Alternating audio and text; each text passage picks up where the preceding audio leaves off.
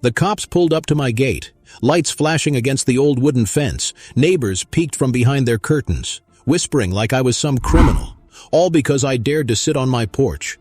On land that was mine, the HOA president stood there smiling, like she had already won.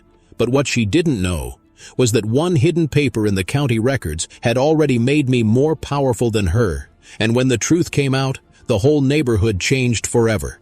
Welcome to HOA Stories, where the battles of suburbia turn darker, pettier, and sometimes hilarious.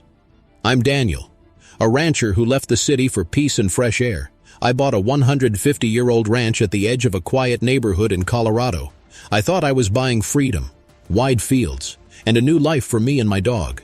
But instead, I walked straight into the most corrupt HOA I had ever seen. And it all began the very first week I moved in. I thought I was buying peace, but instead, I bought a war. The first morning on my ranch was quiet. Too quiet. The sun rose behind the mountains, golden light spilling across the lake. I sat on my old rocking chair with a cup of coffee, my dog sleeping at my feet. The air smelled like pine and freedom. I thought, this was it. My dream finally real. But dreams in this neighborhood didn't last long. I noticed a car parked across the road, a black SUV. It wasn't moving, but I could feel eyes on me. When I waved, the window rolled down just enough, and a woman's face appeared, smiling, but not really smiling. It was the kind of smile you give when you already own someone, and that was the first time I saw her. The HOA president. She didn't wave back, she didn't blink, she just drove away, slow, like she was inspecting me. And right then, I knew something was off.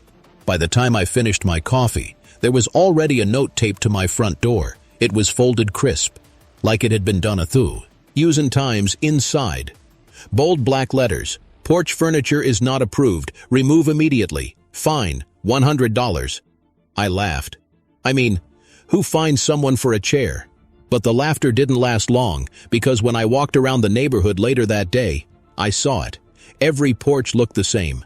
Every fence was painted white. Every mailbox was the same exact shape and height. The flowers all bloomed in the same colors. Red, yellow, blue. It was like Stepford, but with a homeowner's manual. I thought maybe I could ignore it. Maybe if I just minded my own business, they'd leave me alone. But the next day, another note appeared, this time about my dog. Unnecessary noise. Violation code 22C. Fine. $50. My dog barked once at a squirrel. Once, and somehow that was a crime here.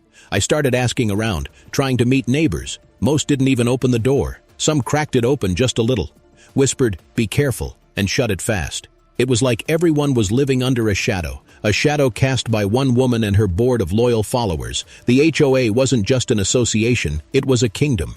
And she was the queen that week. The fines piled up, mailbox too rustic. $75, curtains not approved color. $125, even my welcome mat, apparently too large. Another $50, I added them up on the kitchen counter, shaking my head. It was almost $1,000. In less than a week, then came the knock on the door. It was late. The night was quiet.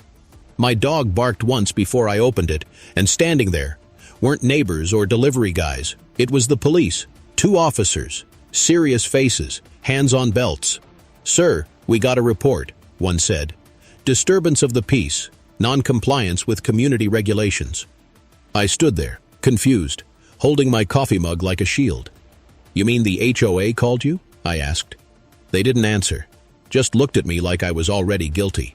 The lights from their cruiser painted the ray, in red and blue. And behind them, I saw her again, the president, standing by her SUV, smiling that same cold smile. That's when I realized. This wasn't about rules. This was about control. The officers left without arresting me, but the message was clear. The HOA could summon the law anytime they wanted, and I was the new target. The next morning, I walked to my porch and saw yet another letter. But this one wasn't just a fine, it was a warning. Failure to comply will result in legal action and possible foreclosure. Foreclosure, for rocking on my porch, for owning a dog, for being different. I sat back down in my chair, the same one they hated so much. My dog rested his head on my boot, and I thought to myself, Maybe they picked the wrong guy this time, because if there's one thing I've learned from living on ranches and fighting storms, it's that you don't back down when someone tries to take your land. So I started digging, literally digging through old boxes left in the shed. And then later, digging through county records downtown. I wanted to know who built this ranch, how long it had stood here, and what rights came with it. And that's when I found something they never expected, something hidden deep in dusty folders no one had touched in decades.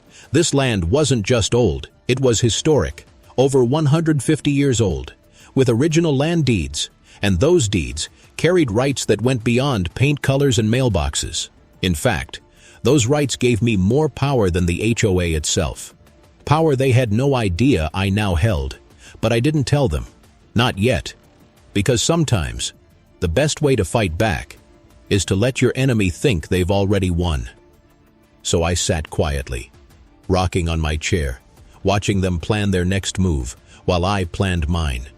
And when the day came, when I finally walked into that HOA meeting, everything changed forever. The next HOA meeting was on a Tuesday night. I parked my truck near the clubhouse, a small brick building with perfect white shutters. Inside, I could already hear the chatter, low whispers, nervous laughter. It wasn't a community meeting. It was a courtroom, every chair lined up in rows, neighbors sitting stiff, eyes down. At the front table sat the president, with her little board of followers. 3 men in suits, 2 women with clipboards. They looked like judges waiting to hand out punishment. When I walked in, the room went silent. The president gave me that same smile, thin, sharp, like a blade hidden behind lipstick.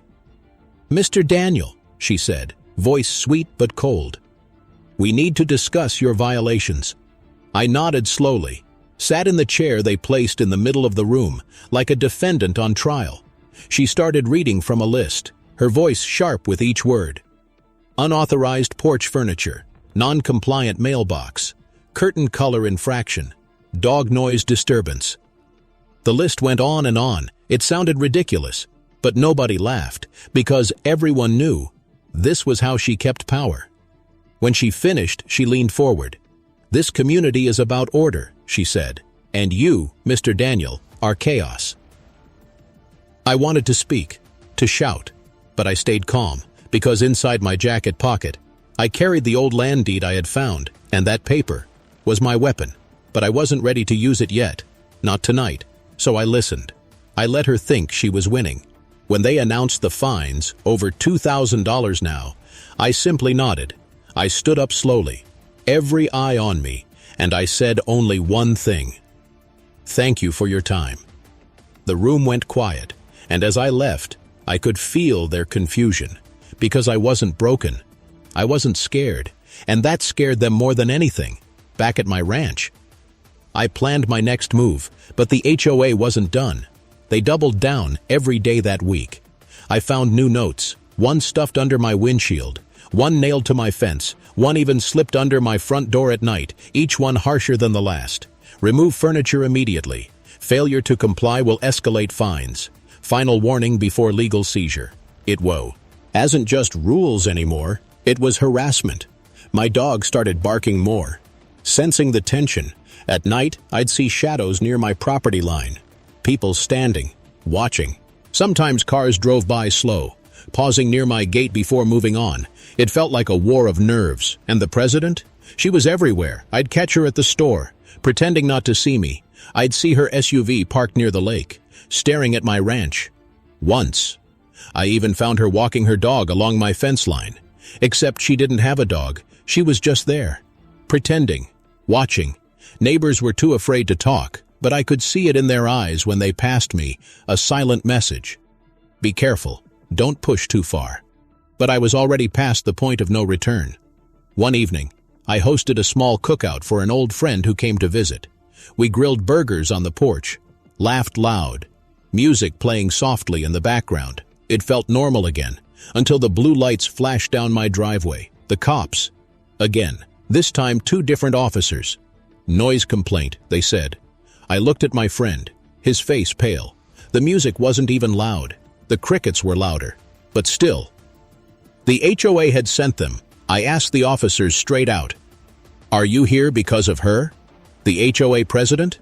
They didn't answer, but their silence told me everything after they left. I sat alone in the dark, anger burning in my chest. This wasn't about lawns or fences anymore. This was about breaking me, and I wasn't going to let them. The next morning, I went back to the county records office. I dug deeper, page after page, maps, bylaws, old signatures, and then I found it, buried under a stack of amendments, the original covenant from 150 years ago. It stated clearly that the ranch land, my land, was exempt from subdivision control, which meant the HOA had no legal power over me.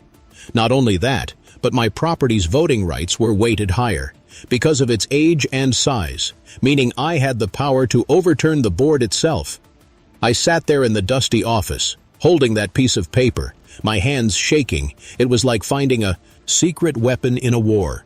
I thought I was losing. The HOA thought they had me cornered. But in truth, I had been holding the winning card all along. I didn't show my hand yet. I went back home, sat in my rocking chair, coffee in hand, and when I saw her SUV crawl by again, I just smiled, because soon, very soon, the game would flip. But I couldn't just walk into the next meeting and slam the paper down. No, that wouldn't be enough. I wanted them to feel the same fear they gave me. I wanted them to taste their own medicine. So I waited. I let the fines build higher. I let them send more notes, more warnings, more threats, and I saved every single one. The neighbors grew curious. Some started whispering near the mailboxes, looking my way. They thought I was crazy for not giving in, but what they didn't know was that I was preparing to end this once and for all, the night before the next HOA meeting. I barely slept. I sat at my kitchen table with the deed laid out in front of me. The old paper looked fragile, but the words were stronger than any threat they could write. I knew tomorrow would change everything, not just for me, but for every neighbor too scared to speak. Because once the truth came out, the president's power would crumble, and when power crumbles, fear follows. The day of the next HOA meeting arrived, and I knew this was the moment I had been waiting for. I put on my old red flannel shirt, the same one they hated so much. I sat on my porch for a while, rocking slowly, sipping coffee. My dog lay by my boots, calm as ever. But inside me, my heart was beating like a drum. I thought about everything they had done, the fines, the police, the threats taped to my door. And I thought about the neighbors too, living in silence, afraid to speak, afraid to even look out their windows. This wasn't just about me anymore. This was about breaking the chains that held all of us, so I tucked the old lie and deed into my jacket pocket, folded neat, ready to be shown at the right time, and I drove to the clubhouse. The parking lot was full. About how they were fined for grass an inch too long, or for planting the wrong color flowers. One man said he was threatened with foreclosure just for leaving a bike outside overnight, all of them living in fear, all of them trapped by one woman's obsession with control. And for the first time, they looked at me not like an outsider, but like someone who might finally stand up for them. The weight of it hit me. I wasn't just fighting for myself anymore. I was holding the chance to free an entire neighborhood. But the question haunted me every night. If I took her down, would I become just like her? Would I end up controlling people the same way she did? Or could I actually change things, give them back their freedom? I looked at my ranch, the old fences, the rocking chair, the land older than all of us. It reminded me of one thing: freedom only matters when you protect it. And I knew, sooner or later, I would have to decide how far I was willing to go. The quiet didn't last long. At first I thought maybe the president had finally backed off. No notes, no cops, no fines. But I should have known better. Silence was just her way of sharpening the knife. It started with whispers. A neighbor came by one evening. Looking nervous, he said the president had been spreading rumors that I was dangerous, unstable, even violent. She told people I threatened her, told them I was plotting against the HOA. It was all lies. But in a place like this, lies grow faster than weeds. Then came the letters, not taped to my door this time, but mailed in thick white envelopes, each stamped with the HOA seal, each one colder than the last. Immediate compliance required. Final legal notice. Foreclosure proceedings under review. They wanted to scare me, and maybe They wanted to break me before I broke them. One night, I sat at my kitchen table surrounded by letters. I stacked them high, a mountain of threats, and for the first time, I felt the weight of it all pressing down on me. Not just the paper, but the eyes of the entire neighborhood. They were watching me like I was their only hope. If I gave in, they would never fight back. If I stood strong, maybe they would finally rise. But she didn't stop there. The president wanted me gone, and she was willing to dig deep to make it happen. A week later, I came home to flashing lights again. Police cars lined up at my gate, my dog barking loud from the porch. I rushed up the drive, my heart pounding. "What's going on?" I asked. One officer stepped forward.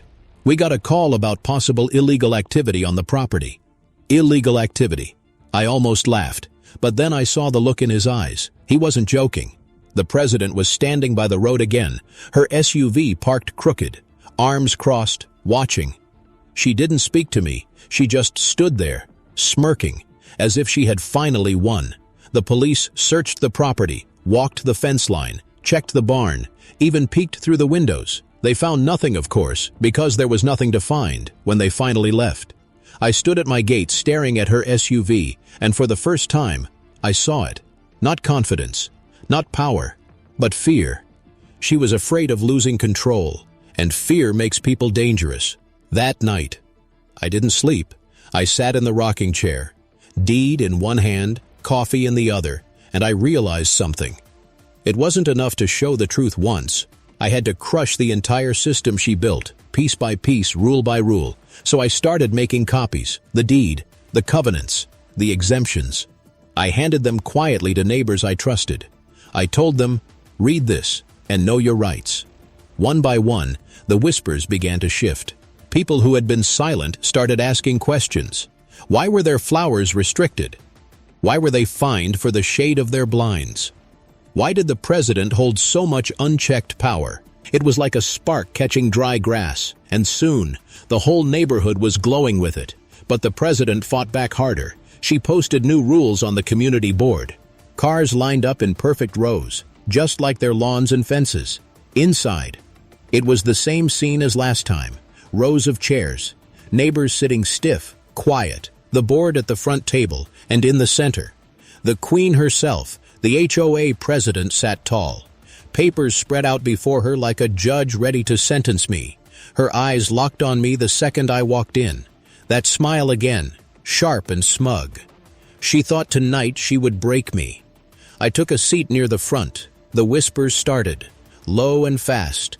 Everyone knew tonight was going to be a show. She opened the meeting with her usual speech. Order, unity, standards of excellence. Her words sounded polished, but empty. Then she pointed at me. "Mr. Daniel, we must address your continued violations." The board nodded. Like trained puppets, they read off the list again. Porch chair, mailbox, curtains, dog. But now the fines had grown, $3,000 total. And the final threat, foreclosure if unpaid. The neighbors gasped softly. Some shook their heads. Others looked down at the floor. They knew how ruthless she was, but no one spoke. When she finished, she leaned back in her chair. Waiting for me to crumble, I stood up slowly.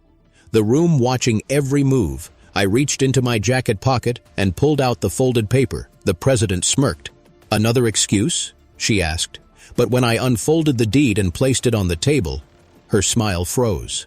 "This land," I said, my voice steady, "was here before any of you, before this HOA even existed." I tapped the old faded words with my finger. "These papers prove it. This ranch is exempt. Your rules don't touch me."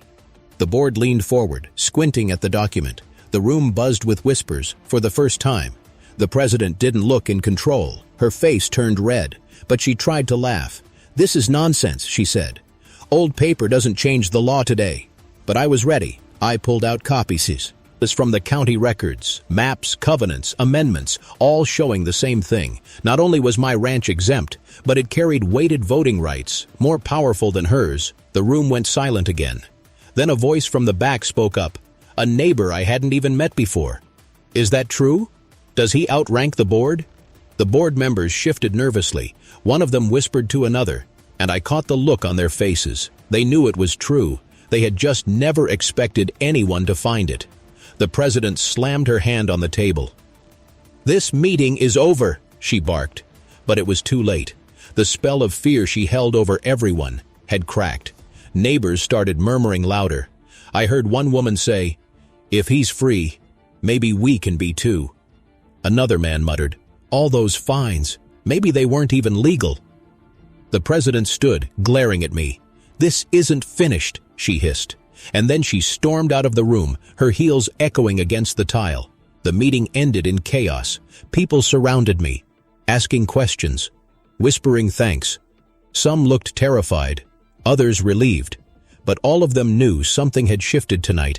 When I walked back to my truck, I saw her SUV parked under a streetlight. She sat inside, staring at me through the glass. No smile this time, just pure anger. That night at the ranch, I couldn't sleep.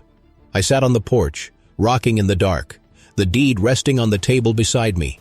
I knew I had the power now, but I also knew power never comes without consequences. The next few days were quiet. Too quiet. No notes, no fines, no police, but I could feel it. She was planning something. I'd see her SUV pass by slower than usual, sometimes stopping just long enough to make me uneasy. One morning, I found deep tire tracks near my fence, like someone had pulled up close during the night. Another time, my mailbox was knocked over. No letter this time, just silence, and silence costs. And be louder than any threat. Neighbors started reaching out more. A knock on my door here. A whispered word at the store there. They told me stories. Mandatory inspections. Random compliance checks. She doubled the fines. Threatened more foreclosures. She was losing grip. And like a drowning woman, she thrashed harder. The next HOA meeting was chaos before it even began. Neighbors crowded the room, some angry, some scared, all buzzing with tension. When I walked in, heads turned, whispers spread fast. "That's him. That's the ranch guy." The president banged her gavel hard. "Order! We will have order!" Her voice cracked, desperate. She looked at me like I was the enemy at her gate. She started her speech again, claiming I was a threat, claiming I was poisoning the community. But this time, something changed. A hand went up in the back row, then another, then another. Neighbors started asking questions, real questions. Why are the fines so high? Why do you call the cops for every little thing? Why is his land exempt, and why didn't you tell us? The president stammered, her smile cracking. She snapped at them, tried to silence them. But the room wasn't silent anymore. I stood slowly, held up the old deed again. "This ranch is free," I said, "and maybe all of you should be free too." The room erupted. Some clapped, some shouted. The president slammed the gavel so hard it splintered. "This meeting is over," she screamed, and stormed out once again. But this time, nobody followed her. When I walked out to the parking lot, neighbors came up to me. One shook my hand. Another whispered, "Thank you." A woman with tears in her eyes said, "Maybe now we can finally live." I drove back to the ranch under the moonlight. My dog wagged his tail as I pulled up. I sat on the porch, listening to the night, for the first time since moving here. It felt like hope, but deep down, I knew it wasn't over. The president wouldn't go quietly. She would come back stronger, meaner, more desperate. And I had to be ready, because wars like this, they don't end with one battle. They drag on, until one side is left standing, the night after that explosive meeting. I thought maybe I had finally won. The neighbors had seen the truth. The president had stormed out in rage. The power was shifting, but power never surrenders quietly. I should have known she wasn't finished with me, not by a long shot. The first sign came at dawn. I walked out to feed my dog, and saw my fence slashed open, deep cuts in the wood, like someone had taken an axe to it. My dog barked, running along the broken posts, confused. I stood there staring at the damage, and I knew this wasn't random. This was a message. By noon, a letter arrived in the mail, thicker than the others. Inside wasn't just a fine, it was a lawsuit. The HOA board, led by the president, was suing me for community disruption. They claimed I was inciting unrest, damaging property values, breaking the harmony of the neighborhood. It was absurd, but it was real. Court dates, legal fees, the whole weight of the system coming down on me. For a moment, I felt that old pressure again, the walls closing in, the sense that they weren't just trying to find me anymore, they were trying to bury me. But then, something happened I didn't expect. That evening, a knock at my door. It wasn't the police. It wasn't another threat. It was a neighbor, an older man. Gray hair, tired eyes. He looked around nervously before stepping inside, and then he said something that changed everything. "She's done this before." I listened as he told me his story, years ago. He too had stood up to the HOA president. She fined him for building a shed that wasn't aesthetic enough when he refused to pay. She unleashed the same storm on him, rumors, threats, even lawsuits. But unlike me, he didn't fight back. He sold his house and left quietly. And now, he regretted it every day. "She preys on fear," he said, voice shaking. "And if you beat her, we all win." That near, got. More neighbors came. One by one, a woman with tears in her eyes, clutching years of fines in her hands. A young couple who almost lost their home over the wrong style of roof shingles.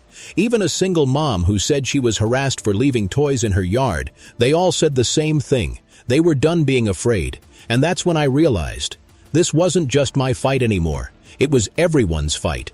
So we made a plan. I spent the next week gathering evidence. Every fine, every threat, every note slipped under my door. Neighbors gave me their letters too. Stacks and stacks of paper proving years of abuse. We built a case not just for me, but for the entire community.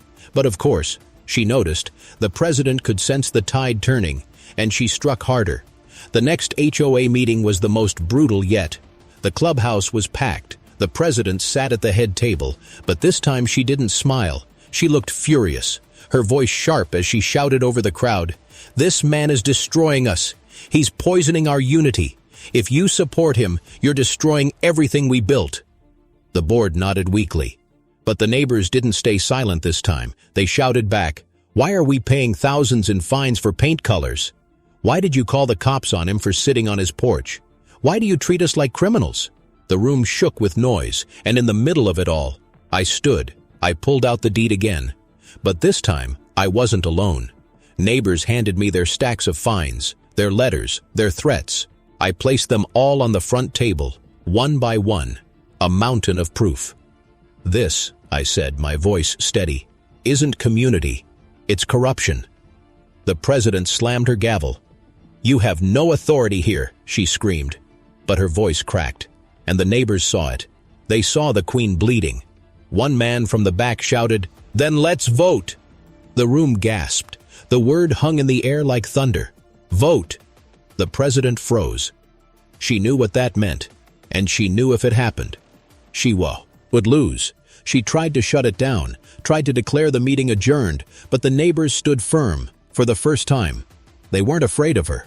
I walked out of that meeting that night knowing the war was about to reach its peak. It wasn't about fines anymore. It wasn't even about me. It was about freedom. And when people finally taste it, they'll fight for it with everything they have. But I also knew, desperate people make dangerous moves, and the president was more desperate than ever. The very next morning, I woke up to flashing lights again. Not one police car this time. 3, sirens silent, but lights glowing red and blue against my ranch. The officers walked up my drive, grim-faced. "We got reports of animal cruelty," one said. "Animal cruelty. Against my dog, I felt my blood boil.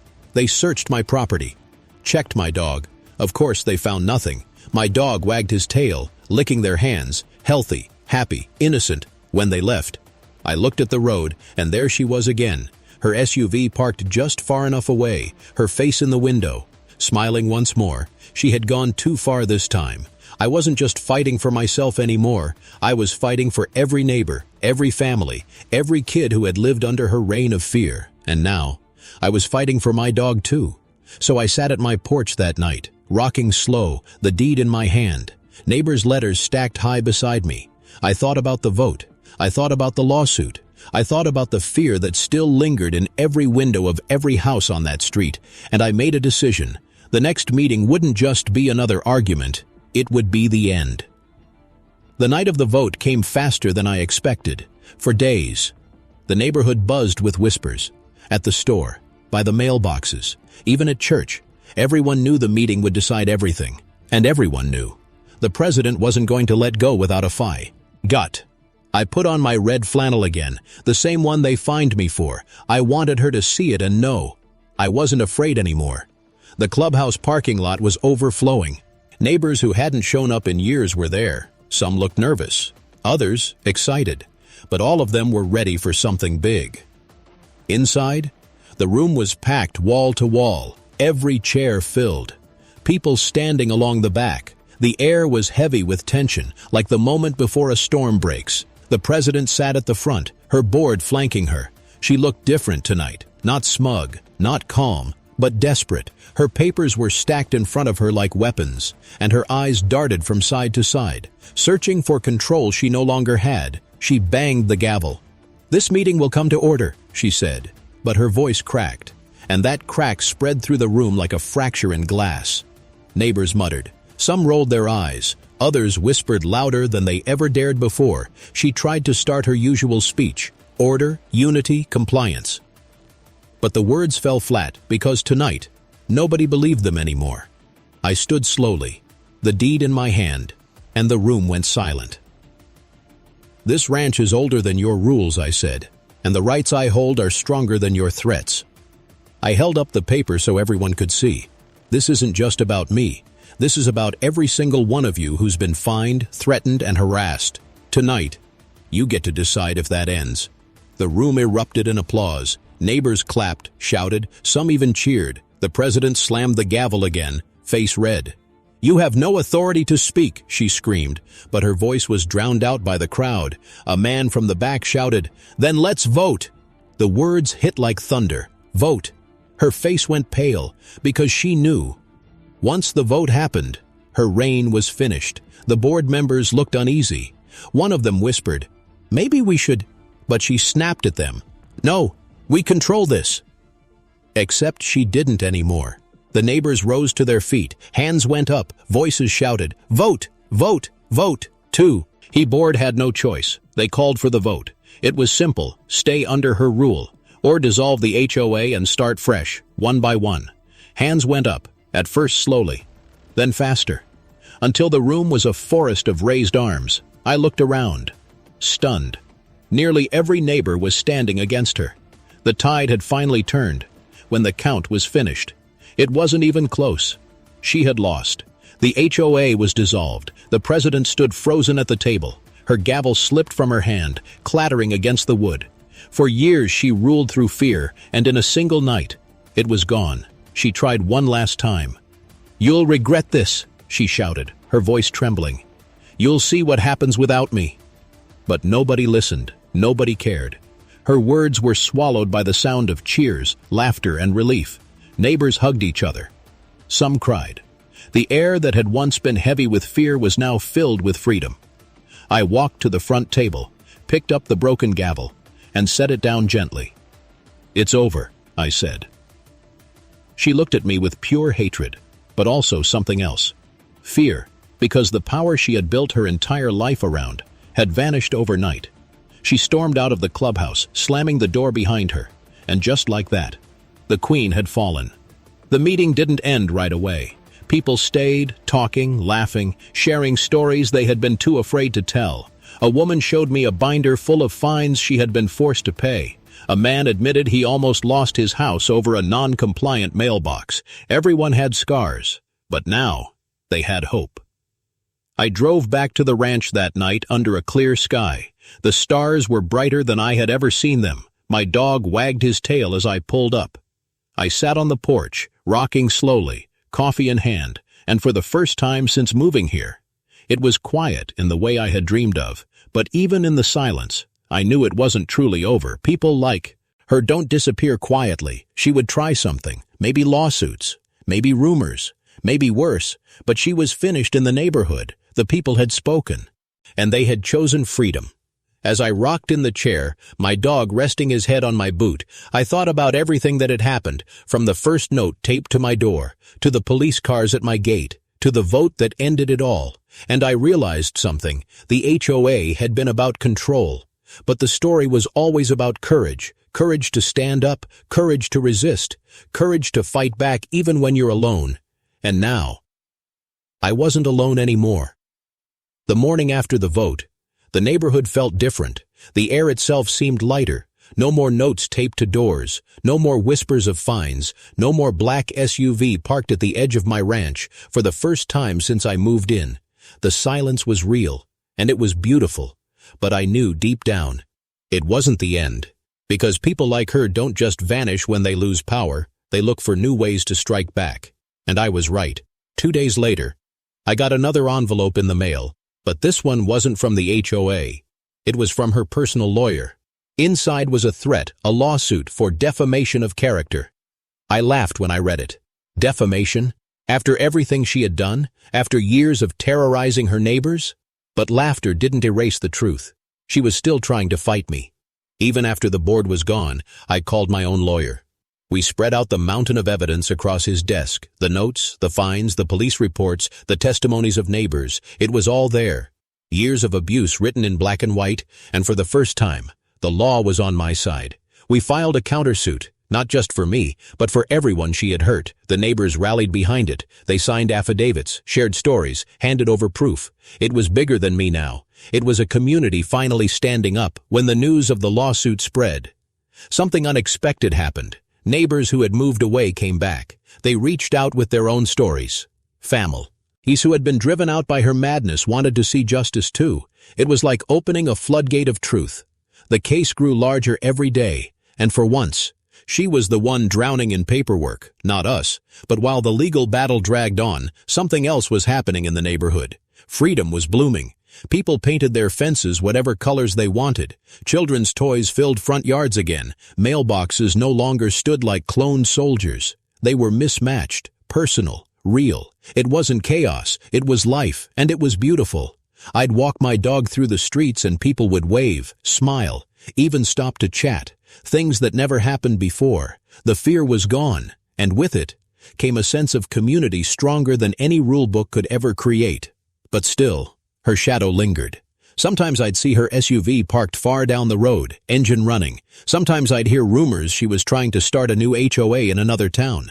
Sometimes I'd even catch her watching from a distance, her face pale and furious. She was a ghost now, a ghost of the power she once held. And ghosts don't rest easy. The lawsuit dragged on for months.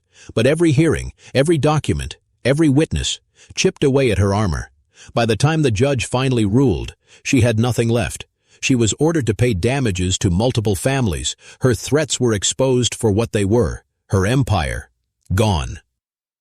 I remember walking out of that courthouse, the sun on my face, neighbors cheering around me. It didn't feel like revenge. It felt like justice, a long overdue justice. That night, I sat on my porch with a glass of whiskey instead of coffee, my dog at my side. The rocking chair creaked beneath me, and for the first time since buying this ranch, I felt at peace. I thought back to the first note taped to my door, the first fine, the first time the cops pulled up my drive. It seemed like a lifetime ago, but I remembered too, feeling that sinking pit in my stomach, that sense of being trapped. And I realized, maybe that was the real victory. Not just beating her, but proving that fear doesn't win if you don't let it. The ranch had given me freedom, but the fight had given me something else, a voice, and that voice had freed an entire neighborhood. Now the land was quiet, neighbors free, the president gone, the HOA dissolved, and my dog finally barked without fear of a fine. But as I rocked under the stars, I couldn't help but wonder, how many other neighborhoods were still trapped like we once were? How many other presidents were out there, using rules to crush lives? How many families were paying fines for porch chairs and mailbox heights right now? Maybe this was just one story, but maybe it was also a warning, because power always tries to control, and freedom always has to fight back. I took a sip of whiskey, watching the moon rise over the lake. The war was over here, but somewhere else, it was just beginning. And maybe one day, someone else would pick up their own old deed, their own truth, and fight back the same way. Until then, I rocked quietly on my porch, free at last. And now let me leave you with this. If you were the one sitting in my chair tonight, finally free after months of battles, After years of rules and fear, would you forgive and move on? Or would you hunt down every HOA that does this and make them pay? Tell me in the comments, because maybe the fight against HOAs doesn't end with me. Maybe it begins with you.